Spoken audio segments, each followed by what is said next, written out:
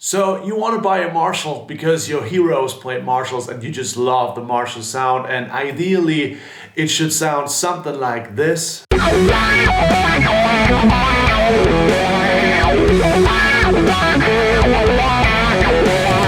Then you should definitely watch this video because there's a couple Marshalls in the current lineup that just don't sound like that. So without further ado, here are 3 Marshalls that are not worth the money and 3 alternatives that you could buy instead. So the first Marshall is the SV20. Guys, I know it looks exactly like a Plexi. It's small, it has the black and gold color, 4 inputs, 20 watts. That's manageable, right? Downscalable to 5 watts, perfect for home use, right?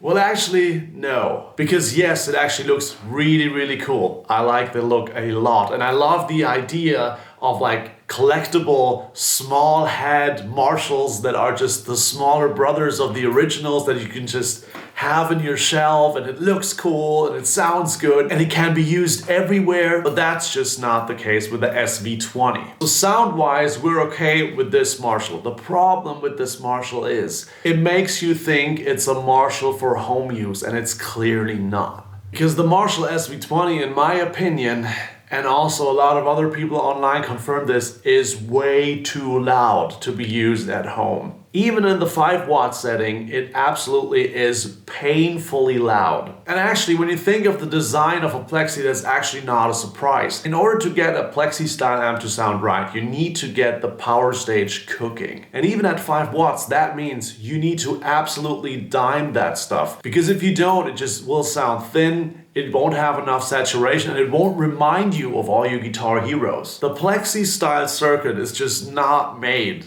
to be enjoyed at bedroom levels. It just doesn't really work. And if you like the Plexi kind of sound and you want a low wattage Plexi because you want to play it in your home, but then you're getting an amp that is so loud that even at 5 watts you can't really turn it up, I guess you're gonna be very disappointed unless you like all the clean sounds of the Plexi and that is enough for you, because you probably won't get much more out of that at low volumes. And by the way, here's another issue. The SV20 has an effects loop. With the Plexi, where it starts to sound good is when the power amp actually starts to distort and saturate. But guess what? Then the effects in your effects loop will also start to saturate and distort.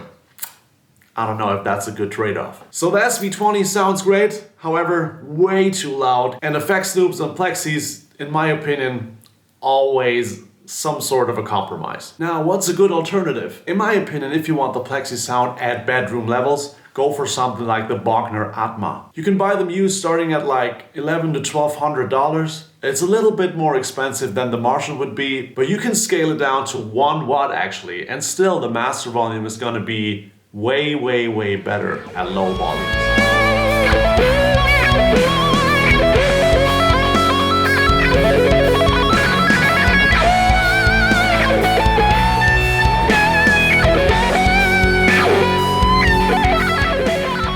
Second Marshall that in my opinion is not worth the money is the Marshall 2525C combo. And this is a little personal to me because I love the Silver Jubilees. As I said, I'm an OG Silver Jubilee owner. I own a 2550 from 1987. And the reissues, in my opinion, just do not sound as good. Now, they're still decent amps, but the 2525 combo, as a Silver Jubilee user myself, I know that the Marshall Silver Jubilee as an original amp is very, very picky when it comes to cabinets and speakers. And when I played the 2525C combo, I was already a little bit suspicious because I knew Silver Jubilees in general do not sound great with small cabinets. So I turned it on and played it, and it actually sounded exactly like I thought it would sound.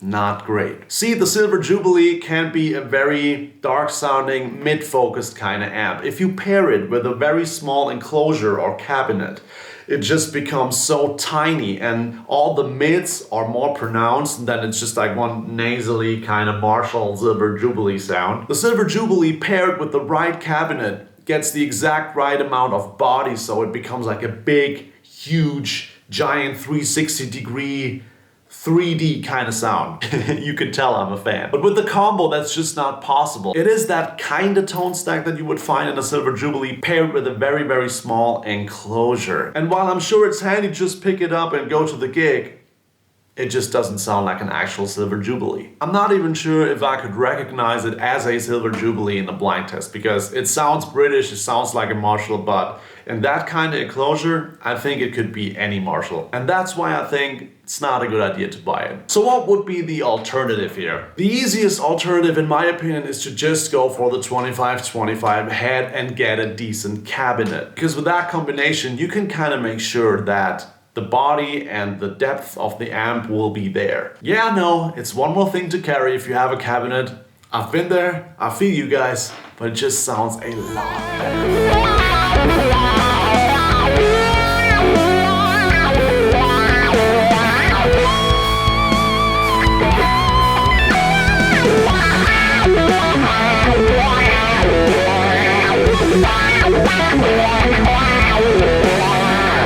And finally, third Marshall that in my opinion is not worth the money. It is the current Marshall DSL series. The Marshall DSL series has always kind of been a weird series for Marshall because even when they came out in the late 90s, the JCM 2000s, they weren't quite the hyped amps. It's actually not easy to think of a lot of known artists or bands that use JCM 2000s or are still using them. That's because they weren't really that big of a deal to most musicians. However, I think the JCM 2000s of the late 90s and early 2000s, they actually were underdog kind of amps. I actually like them a lot. With the DSLs, you just had to know how to dial them in and which channels to use and which not to use. The current DSLs, however, are not made in the UK anymore. It's easy to see that Marshall tried to make it the budget line of their current offering. And these DSLs just do not sound great anymore. I actually do not know if it's selection of the parts, if it's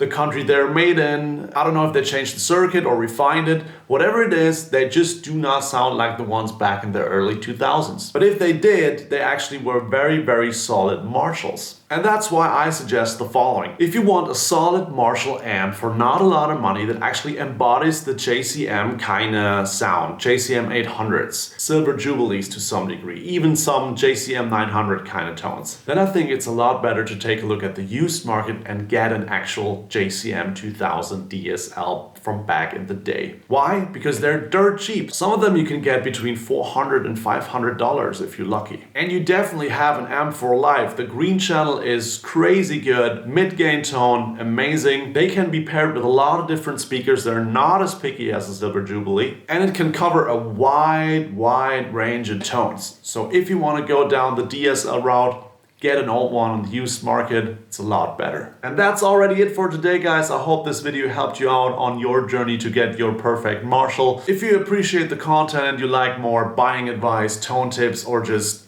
entertaining guitar content, feel free and subscribe. I'll see you in the next one.